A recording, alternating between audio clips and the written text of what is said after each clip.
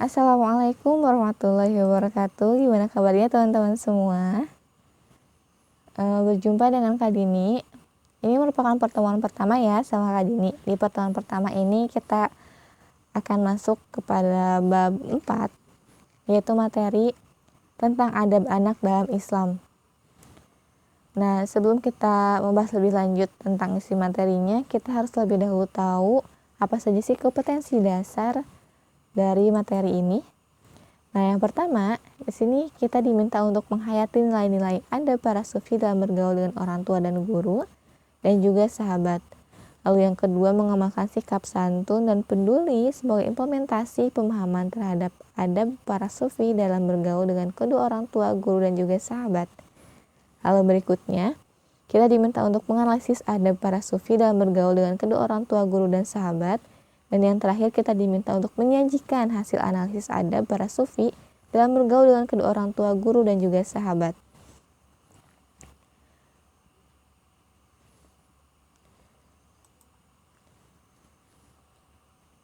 Nah, untuk menunjang dari kompetensi dasar yang dibacakan tadi, kita harus lebih dahulu tahu kenapa sih sebenarnya kita harus mempelajari adab anak dalam Islam ini.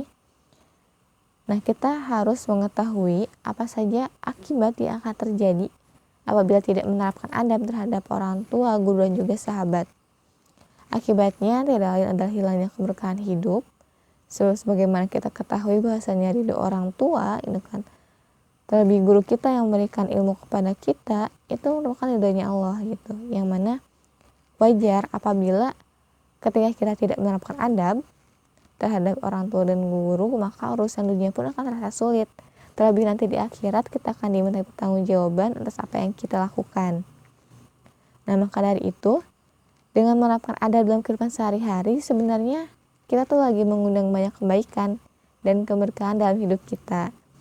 Sebagaimana pohon gitu kan, adab pun merupakan benih yang mana nantinya akan senantiasa tumbuh dan memberikan kebaikan yang mungkin akan kita tuai di masa nanti.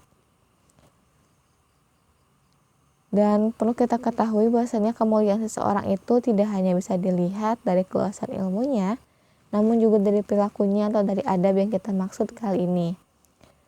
Sebab banyak kita ketemui orang-orang pintar di luar sana, namun justru ia merasa sombong dan merasa lebih mulia dibandingkan orang lain gitu kan. Atau mudahnya mungkin ada seorang siswa yang dia memiliki kepintaran gitu kan, dia merasa sombong dengan kepintaran itu sehingga dia abai dalam penerapan adab terhadap kehidupan sehari-harinya. Misalnya saja dengan merasa pintar itu pada akhirnya dia tidak sopan terhadap gurunya, merasa dirinya lebih banyak tahu dibanding gurunya gitu kan. Yang mana ketika ini dibiarkan, tentunya kita pun akan menuai keburukan yang kita tanam di masa nanti ya.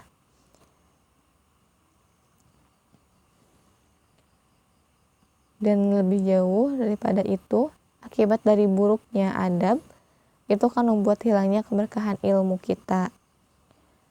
Nah, ada pun faktanya nih teman-teman, fakta dalam kehidupan kita ternyata masih ada aja nih anak-anak atau remaja.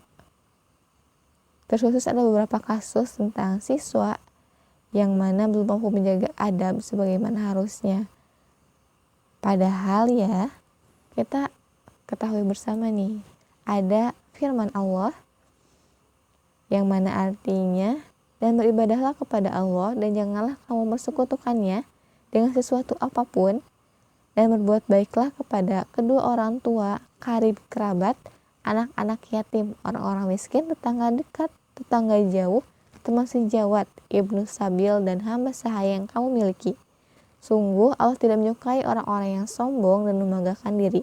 Quran Surah An-Nisa ayat 36. Nah, berdasarkan dalil ini, gitu kan, yang mana berasal dari firman Allah yang diabadikan dalam Al-Quran, maka bisa kita simpulkan bahwasanya Allah sangat menekankan kita agar mampu berbuat baik kepada orang tua, guru, dan juga sahabat. Dapat terlihat dari anjurannya yang mana disandingkan dengan perintah beribadah kepada Allah dan juga larangan mempersekutukan Allah dengan sesuatu apapun. Sebagaimana kita tahu ya bahwasanya mempersekutukan Allah itu merupakan dosa yang besar dan kita sangat diperingatkan untuk hal ini, untuk menjauhinya gitu. Nah, lalu kita bisa lihat nih seberapa pentingnya gitu kan anjuran berbuat baik ini sampai-sampai perintahnya pun disandingkan gitu kan, dibarengin loh gitu kan dalam satu ayat yang mana sebelumnya dikatakan perintah untuk beribadah kepada Allah dan larangan untuk menyekutukan Allah gitu kan. Lalu disusul dengan perintah atau anjuran berbuat baik kepada kedua orang tua, guru dan juga sahabat. Dapat pula kita temui dalam risalah yang mana judulnya ini Al-Adab Fiddin dalam Majmu'ah Ar-Rasail Al-Imam Al-Ghazali, yang mana tentunya ini karya Imam Al-Ghazali ya teman-teman. Di dalamnya terdapat adab untuk orang tua juga guru.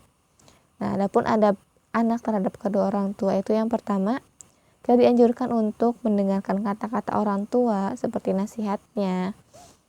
Dan kita pun dianjurkan berdiri ketika mereka berdiri. Kita pun diminta untuk mematuhi sesuai perintah-perintah mereka. Selagi itu bukan mengarahkan kepada kemaksiatan.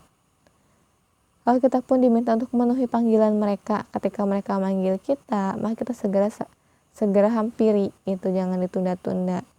Kita pun diminta untuk merendah kepada mereka dengan penuh kasih sayang dan tidak menyusahkan mereka dengan pemaksaan.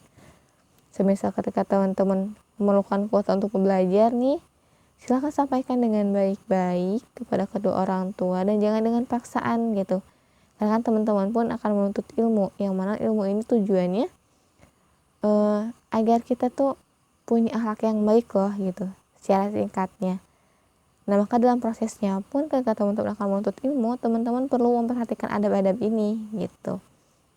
Nah, lalu berikutnya teman-teman diharapkan untuk tidak mudah merasa capek dalam berbuat baik kepada mereka atau kepada kedua orang tua, dan juga tidak sungkan melaksanakan perintah-perintah orang tua, tidak memandang mereka dengan rasa curiga, dan juga tentunya teman-teman tidak boleh membangkang perintah mereka. Masih dalam risalah yang sama mengenai adab murid terhadap guru, di sini bahkan kita dianjurkan untuk memberi salam terlebih dahulu sebelum guru kita itu memberikan salam. Tidak banyak berbicara di depan guru, berdiri ketika guru berdiri, seperti tadi disampaikan ya, dalam adab anak terhadap orang tua, diminta berdiri ketika orang tua berdiri, begitupun dalam adab anak terhadap guru atau adab murid terhadap guru, kita pun diminta untuk berdiri ketika guru kita berdiri, dan tidak mengatakan kepada guru pendapat fulan berbeda dengan pendapat Anda. Jadi enggak boleh kita membandingkan gitu ya. Dan tidak bertanya-tanya kepada teman duduknya ketika guru di dalam majelis. Jadi semisal teman-teman ketika ada yang tidak dimengerti atau ketika ada yang tidak dipahami, silakan catat terlebih dahulu apa yang teman-teman gak paham itu. Lalu ketika waktunya sesi tanya jawab, biasanya kan suka ada ya sesi tanya jawab, sesi diskusi, dan bahkan guru-guru kita pun selalu bertanya apa ada yang ingin ditanyakan gitu kan. Nah, maka tanyakanlah saat itu gitu. Jadi tidak dengan berbicara ke teman kita ketika guru kita tuh masih ada di dalam ruangan itu gitu.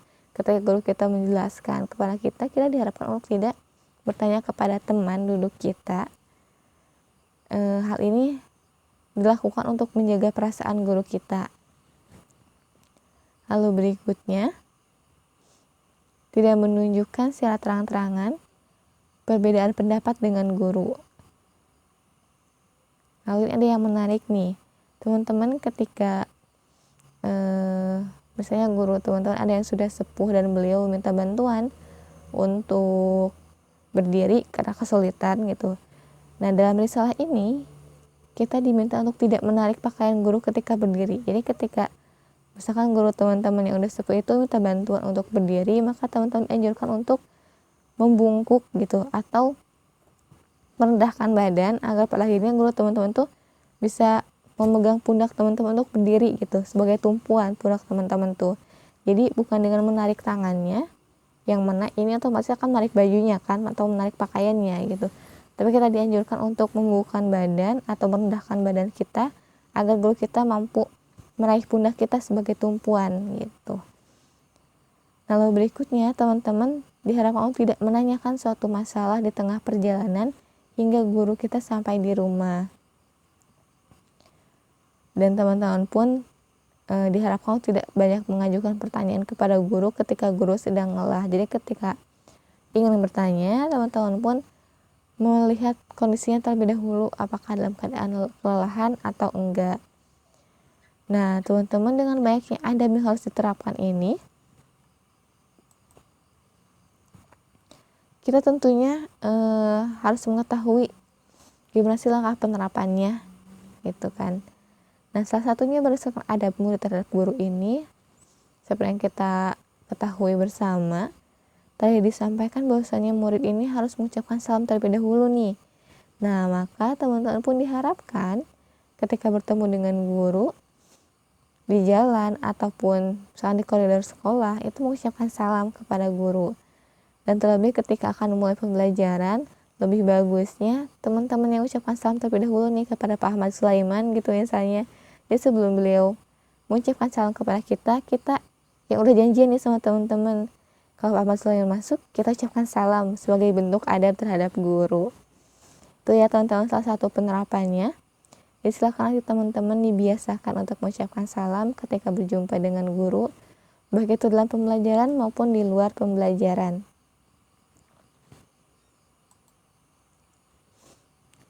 Nah, seperti yang kita bahas tadi di awal, bahwasanya dampak dari tidak menerapkan adab terhadap guru ini nampaknya memang sepele, karena nggak semuanya akan dituai saat itu juga gitu. Jadi bisa jadi kita akan menuai keburukan itu di suatu hari nanti gitu. Tapi ini sifatnya akan sangat kompleks teman-teman, dan ini nggak baik untuk kita. Nah, oleh karenanya kita pun harus mengupayakan untuk menghindarkan diri agar tidak menjadi bagian dari orang-orang yang buruk adabnya. Maka dari itu, kali ini di sini mengajak ayo kita pahami dan terapkan adab terhadap orang tua, guru dan juga sahabat dalam Islam. Sebab dengan menerapkannya tanpa disadari, segala urusan kita di dunia akan dipermudah oleh Allah. Kenapa? Karena kita dengan menjaga adab otomatis itu akan membuat orang-orang sekitar kita tuh merasa nyaman sama kita, merasa senang sama kita gitu. Nah, dengan itulah salah satu wasilah di mana Allah akan mempermudah urusan kita, terlebih kepada orang tua ya teman-teman, karena sebagaimana kita ketahui bahwasanya ridho orang tua itu adalah ridho Allah. Nah, lebih jauh lagi nih, ternyata adab dalam penerapan adab ini kita pun mampu mendapatkan syurganya Allah gitu kan. Dan bahkan gitu kan, dengan menjaga adab kita akan mudah menyerap ilmu atau menerima ilmu, sehingga ilmu yang diajarkan oleh guru-guru kita atas keriduannya gitu kan, itu tidak akan mudah lupa gitu, sebab Allah melapangkan dan meluaskan pikiran kita karena guru-guru kita tuh ridho sama kita gitu.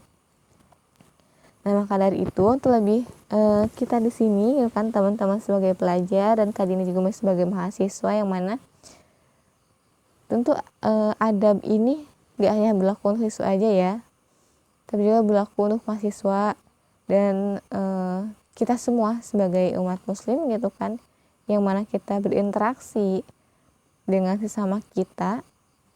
Maka mari kita terapkan gitu kan, yang mana harapannya dengan menerapkan adab ini kita mampu menjadi pribadi yang jauh lebih baik, dan dengan begitu pula Allah memberikan banyak keberkahan ke dalam hidup kita. Karena tanpa keberkahan dari Allah gitu kan, kita nggak akan mampu menikmati apapun yang ada di hadapan kita itu. Nah, mungkin itu aja teman-teman yang bisa kali ini sampaikan. Berikutnya nanti teman-teman diminta untuk menganalisis materi yang sudah disampaikan. Terima kasih atas waktunya dan terima kasih juga sudah menyimak sampai selesai. Kali ini pamit. Assalamualaikum warahmatullahi wabarakatuh.